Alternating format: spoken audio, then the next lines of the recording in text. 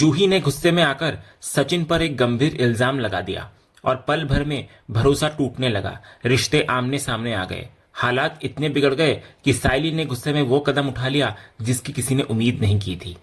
तो चलिए देखते हैं आज के एपिसोड में आखिर क्या तूफान खड़ा हुआ। तो आज के एपिसोड की शुरुआत होती है सायली की एक बड़ी उम्मीद से, जो जल्द ही निराशा में बदलने वाली थी। वो अपनी सहेलियों यानी कि ताई लोगों से अपने बड़े ऑर्डर को पूरा करने के लिए हेल्प मांगती है, लेकिन सब अपनी अपनी मजबूरियां बताकर मना कर देती हैं।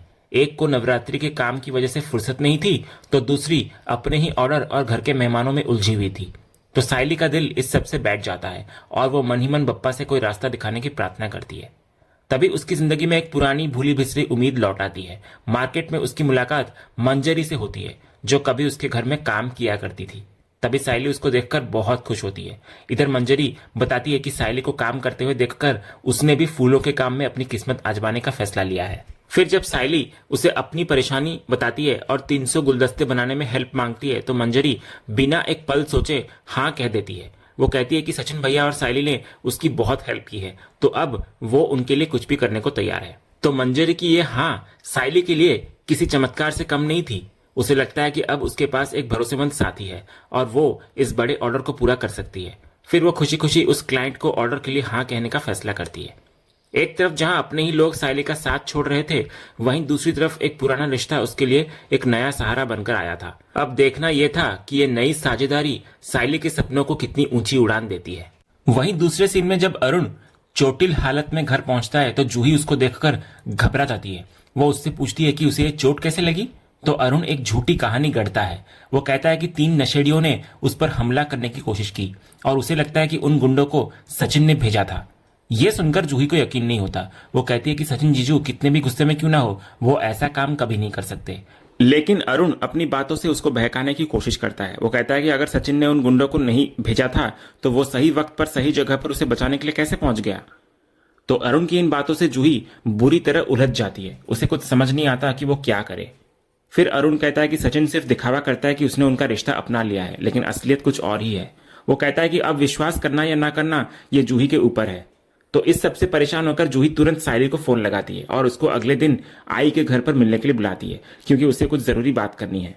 इधर जूही के फोन रखने के बाद अरुण के चेहरे पर एक शैतानी मुस्कान आ जाती है, जैसे वो अपनी चाल में कामयाब हो गया हो। एक तरफ जहां अरुण ने एक नया जाल बिछा दिया था, वहीं दूसरी तरफ जूही अब एक ऐसे दोराहे पर खड़ी थी जहां एक तरफ उसका पति था और दूसरी तरफ वो जीजू जिसको वो हमेशा से मानती आई थी। दूसरी तरफ सचिन घर आता है और सायली को बताने लगता है कि कैसे उसने अरुण को कुछ गुंडों से बचाया। इधर सायली ये सुनकर राहत की सांस लेती है कि भगवान का शुक्र है कि सचिन सही वक्त पर वहां पहुंच गया। फिर सायली पूछती है कि क्या उसके बाद अरुण ने उससे कुछ कहा। तो सचिन बताने लगता है कि उसने एक थैंक यू तक नहीं बोला। तो सायली ये सुनकर हैरान होती हुई नजर आती है और कहती है कि उसे ऐसा नहीं करना चाहिए था। सचिन फिर कहता है कि वो तो उस झगड़े वाली जगह पर भी सब कुछ भुलाकर उसे माफ करने और अच्छे से बात करने को तैयार था, लेकिन अरुण ने बात ही नहीं की। वो कहता है कि अब वो इसमें क्या ही कर सकता है। फिर सचिन आगे कहता है कि उसको सिर्फ जूही की जिंदगी में शांति और खुशी चाहिए, और अगर जूही खुश है तो वो भी खुश है। अगले सीन में हम देखते हैं कि सायली जूही से मिलने उसकी आई के घर आती है। वो जूही को उदास बैठा देखकर उसको पूछती है कि वो ऐसे क्यों बैठी है और क्या वो ठीक है। फिर उसको डर लगता है कि कहीं अरुण ने उसके साथ कुछ गलत तो नहीं किया, लेकिन जूही का अंदाज एकदम बदला हुआ होता है। वो बड़े ही सख्त लहजे में कहती है कि अरुण दूसरों की तरह नहीं है जिन्हें अपने गुस्से पर काबू ना हो। वो कहती है कि अरुण एक बहुत अच्छा इंसान है और उसको अपनी पत्नी की इज्जत करनी आती है, वो उसका तमाशा नहीं बनाता। तो सायली जूही की इन बातों से उलझ जाती है और पूछती है कि वो ऐसे क्यों बात कर रही है। इस पर जूही उस पर सीधा इल्जाम लगाती है। वो कहती है कि क्या उसे सच में नहीं पता कि कल क्या हुआ था, या फिर उसने भी एक्टिंग करना सीख लिया है। वो कहती है कि सायली अनजान बनने का अच्छा नाटक कर लेती है। तो सायली को इस पर गुस्सा आ जाता है और वो कहती है कि वो पुलिस वालों की तरह जांच पड़ताल क्यों कर रही है और सीधे सीधे क्यों नहीं बताती कि बात क्या है। तो जूही कहती है कि उसके पति के साथ जो हुआ उसके बाद वो और क्या उम्मीद करती है। तो सायली कहती है कि सचिन ने उसे सब कुछ बता दिया है और जो भी हुआ वो बहुत गलत हुआ। फिर सायली पूछती है कि क्या अरुण अब ठीक है, उन्हें ज्यादा चोट तो नहीं आई। ये सुनकर जूही का गुस्सा और भी भड़क जाता है। वो कहती है कि उसको समझ नहीं आ रहा कि अब सायली को उसकी फिक्र क्यों हो रही है, उसको तो खुश होना चाहिए। वो कहती है कि सायली तो सोच रही होगी कि अरुण बच कैसे गया, उसे तो हॉस्पिटल में होना चाहिए था। वो उसे अपना झूठा नाटक बंद करने के लिए कहती है। फिर जूही कहती है कि जब जीजू ने उसको सब कुछ बता ही दिया है तो वो इतनी भूली क्यों बन रही है। तो सायली इस पर जूही को समझाने की कोशिश करती है कि अरुण के साथ जो भी हुआ उसमें सचिन ने सिर्फ उसकी हेल्प की थी और कुछ नहीं। लेकिन जूही का गुस्सा अब इल्जाम में बदल जाता है। वो सायली को कहती है कि सचिन ने जो किया उसको हेल्प नहीं बल्कि एक सोची समझी चाल कहते हैं। वो इल्जाम लगाती है कि सचिन ने ही अरुण को पिटवाने के लिए गुंडे भेजे थे और फिर खुद हीरो बनकर उसे बचाने चला गया ताकि वो सबकी नजरों में ऊपर उठ सके। तभी शोभा जूही को समझाती है कि उसे जरूर कोई गलतफहमी हुई है, लेकिन जूही किसी की भी बात सुनने को तैयार नहीं होती। सायली भी इधर अब चुप नहीं रहती। वो जूही को अपनी बकवास बंद करने के लिए कहती है और उसको समझाती है कि सचिन का उन गुंडों से कोई लेना देना नहीं है, बल्कि उसने तो अपनी जान की परवाह किए बिना अरुण की जान बचाई थी। वो कहती है कि वो सचिन पर लगाए हुए इस घटिया इल्जाम पर कभी भरोसा नहीं कर सकती। तो जूही सायली से कहती है कि वो सचिन पर इतना भरोसा करना बंद करे और फिर पूछती है कि अगर जीजू ने कुछ नहीं किया तो वो सही वक्त पर वहां कैसे पहुंच गए। तो इस पर सायली कहती है कि अरुण ने सचिन को एक थैंक यू तक नहीं बोला और अब वो झूठी कहानियां बनाकर सबको सुना रहा है। लेकिन जूही कहती है कि उसको अरुण पर पूरा भरोसा है और सचिन ने यह सब सिर्फ अनीश भाव की इंसल्ट का बदला लेने के लिए किया है। तभी शोभा भी जूही को समझाने की बहुत कोशिश करती है, लेकिन जूही कहती है कि वो सब सच को इसलिए ठुकरा रहे हैं क्योंकि सचिन उनका फेवरेट है। वो कहते हैं कि अरुण पढ़े लिखे हैं और ऐसे लड़ाई झगड़ों में विश्वास नहीं करते। तो सायली भी जवाब देती है कि वो मानती है कि सचिन पढ़ा लिखा नहीं है, लेकिन वो एक बहुत अच्छा इंसान है। इसके बाद सायली गुस्से में चिल्लाकर जूही को चुप रहने के लिए कहती है, लेकिन जूही रुकती नहीं। वो उसको चुनौती देती है और पूछती है, नहीं तो क्या करेगी तू? मुझ पर हाथ उठाएगी? जीजू की तरह मुझे भी पीटेगी? वो कहती है कि सचिन के साथ रहते रहते सायली भी वैसी ही हो गई है। जब शोभा दोबारा उन दोनों को चुप कराने की कोशिश करती है तो जूही कहती है कि वो चुप क्यों रहे और सचिन एक गुंडे की तरह रहता है और ये बात तो सबको पता ही है। तो सायली उसको फिर से टोकती है तो जूही हद पार कर देती है। वो कहती है कि सचिन गुंडे की तरह रहता नहीं, बल्कि वो तो खुद ही एक आवारा गुंडा है। ये सुनकर सायली अपना आपा खो देती है। वो और बर्दाश्त नहीं कर पाती और जूही के गाल पर एक जोरदार थप्पड़ जड़ देती है। वो उससे कहती है कि वो एक और शब्द ना बोले क्योंकि वो सचिन के खिलाफ कुछ भी नहीं सुनने वाली। लेकिन जूही फिर भी चुप नहीं रहती। वो कहती है कि सायली तो उसका ही साथ देगी ना, क्योंकि वो है ही गुंडे की बीवी। तभी शोभा उसे दोबारा चुप कराने की कोशिश करती है तो जूही उसको भी ताना मारती है कि जब उसकी बड़ी बेटी ने उस पर हाथ उठाया तब तो उसने कुछ नहीं कहा। फिर जूही कहती है कि वो अब सायली का चेहरा आखिरी बार देख रही है और उसे ऐसी बहन और जीजा नहीं चाहिए जो उसकी खुशियों से जलते हैं। इतना बोलकर जूही वहां से चली जाती है। इधर पीछे शोभा रोने लगती है और अपनी किस्मत को कोसती है कि उसे अपनी बेटियों को आपस में लड़ते हुए देखना पड़ रहा है। सायली भी वहीं पर खड़ी रह जाती है और उसका दिल पूरी तरह से टूट चुका होता है।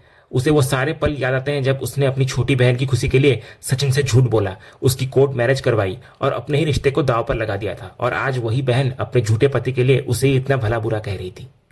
अगले सीन में पूरा देशमुख परिवार आजी के साथ वीडियो कॉल पर जुड़ता है। इधर आजी बताती हैं कि उनकी बड़ी बहन अंबा मौसी की तबीयत ठीक नहीं रहती और वो अकेली रहती है, इसलिए वो चाहती है कि परिवार के कुछ लोग उनके साथ वाड़ा चले ताकि मौसी को अच्छा लगे। सचिन और तेजस अपने बचपन के दिनों को याद करते हैं जब वो अंबा मौसी की हवेली में आम खाया करते थे। तभी आजी रेणुका को भी साथ चलने के लिए कहती है ताकि वो अपनी मौसी ससुबाई की सेवा कर सके। तो रेणुका तुरंत हाँ कहती हुई नजर आती है। इसके बाद आजी फोन रख देती है। फिर इधर परेश बच्चों से कहता है कि उसका भी अंबा मौसी से मिलने का बहुत मन है, लेकिन स्कूल में एनुअल फंक्शन होने की वजह से उसका जाना मुश्किल है।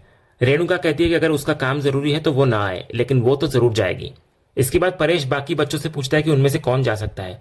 तो रिया कहती है कि आकाश नहीं जा सकता क्योंकि उसकी बॉस थाईलैंड गई हुई है और रेस्टोरेंट की सारी जिम्मेदारी उसी पर है। फिर परेश रिया को भी पूछता है कि वो नहीं जाने वाली क्या, लेकिन वो भी अपने नए डबिंग प्रोजेक्ट्स की वजह से मना कर देती है। तो इस पर परेश को अफसोस होता है कि अपने होते हुए भी लोग अपनों के लिए वक्त नहीं निकाल पाते। तभी सचिन आगे आकर कहता है कि वो और सायली जाएंगे। तेजस भी उनके साथ जाने की जिद करता है, लेकिन रोशनी अपने काम की वजह से मना कर देती है कि वो नहीं जा सकती। फिर आखिर में ये डिसाइड होता है कि रेणुका, तेजस, सचिन और सायली चारों वाड़ा जाएंगे। फिर बाद में परेश सबको बताता है कि उनका एक पुराना पारिवारिक दोस्त शिव प्रसाद भी अपने परिवार के साथ वाड़ा जा रहा है। वो सबको जल्दी सोने के लिए कहता है क्योंकि उन्हें जल्दी सुबह निकलना होता है। फिर बाद में कमरे में सायली पैसों का हिसाब करते हुए सचिन को बता रही होती है कि उनके पास गाँव जाने के लिए ज्यादा पैसे नहीं है। तो सचिन भी इधर कहता है कि उसने भावनाओं में बहकर खर्चे के बारे में सोचा ही नहीं था। तभी इतने में परेश वहां आता है और उनको कुछ पैसे देता है। सचिन मना करता है, लेकिन परेश कहता है कि ये एक बाप का अपने बच्चों के लिए फर्ज और अधिकार है। इसके बाद सचिन को एक और चिंता सताने लगती है। वो सायली को बताता है कि ये कोनर कैब में उसकी नई नई नौकरी है और उसने सुना है कि अगर ड्राइवर ज्यादा एक्टिव नहीं रहता तो वो लोग अकाउंट भी बंद कर देते हैं। सायली भी इधर कहती है कि उसका काम भी अभी अभी फिर से शुरू हुआ है और ऐसे में उसको बीच में छोड़कर जाना ठीक नहीं लग रहा। इस मुश्किल का हल निकालने के लिए सायली तुरंत मंजरी को फोन करती है और उससे पूछती है कि क्या वो 2 दिन के लिए उसका काम संभाल सकती है। तो मंजरी तुरंत मान जाती है और सायली उसे सारा काम समझाती हुई नजर आती है। उधर सचिन भी अनीश को फोन करता है और उससे कहता है कि उसे भी 2 दिन के लिए अर्जेंटली कहीं जाना है, तो क्या वो उसकी कॉर्नर कैब की सवारियां संभाल लेगा। तो अनीश हाँ कहता है। इसके बाद सायली सचिन को पूछती है कि क्या काम हो जाएगा, तो सचिन कहता है कि अनीश ने हाँ तो कह दिया है, लेकिन उसे पता है कि उस पर भी बहुत लोड है। तभी सायली को शोभा का फोन आता है। जब शोभा जूही के बारे में बात करने की कोशिश करती है तो सायली बात को टाल देती है। सचिन को इधर शक हो जाता है कि सायली उससे कुछ छिपा रही है। वो उससे जोर देकर पूछता है और सायली रोते हुए उसको जूही के साथ हुए झगड़े के बारे में सब कुछ बताती हुई नजर आती है।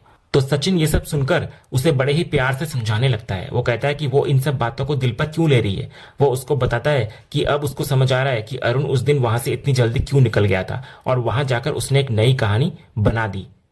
फिर वो आगे कहता है कि जैसे सायली उस पर अंधा भरोसा करती है, वैसे ही जूही भी तो अपने पति पर अंधा भरोसा करेगी ही ना।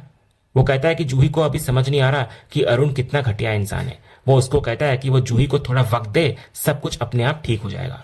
फिर सचिन आगे कहता है कि ये तो एक अच्छी बात हो गई कि वो लोग गांव जा रहे हैं। इससे सायली को भी अपने दिमाग को शांत करने का मौका मिलेगा और जूही को भी सोचने का वक्त मिल जाएगा।